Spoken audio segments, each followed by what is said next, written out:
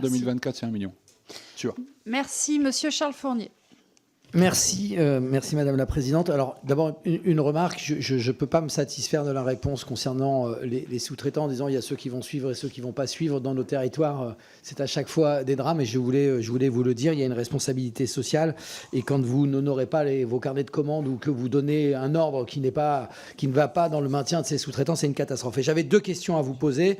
L'une, le président Chassaigne évoquait la question de la montée en gamme dans la fabrication et vous dites oui, il y a des clients pour les SUV, mais il y en a aussi pour les 208. C'est la deuxième voiture la plus vendue en France. Et pourtant, ce n'est pas celle que vous fabriquez en France.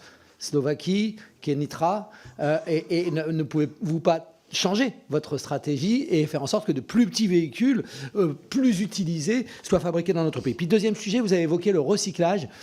Moi, je vois plutôt tomber les projets pour l'instant, entre RMET qui vient d'annoncer que le projet n'avait pas de modèle économique, vous-même qui aviez un projet en la matière. Et donc, j'aimerais avoir votre regard sur ce sujet-là et sur le sujet connexe des métaux critiques. Est-ce que vous avez une stratégie particulière là-dessus? Parce que je crois qu'il y a un enjeu dont on parle trop peu et qui posera une limite aussi à votre capacité à faire demain.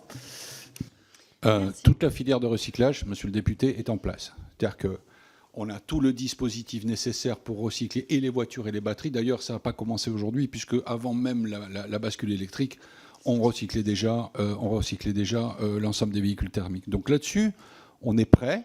C'est d'ailleurs probablement une des filières d'avenir de la filière automobile, parce que quand on sera en plein milieu des premières vagues de recyclage, on aura à la fois des potentiels de développement et des potentiels de protection des approvisionnements, parce qu'on va recycler les métaux. Sur la couverture en métaux rares, qui sont cohérents de l'augmentation du volume électrique, là aussi, on est couvert.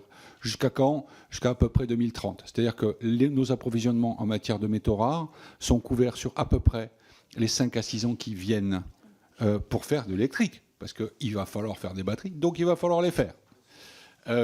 Donc ça, c'est le deuxième point. Sur la question des autos, les voitures suivent les plateformes.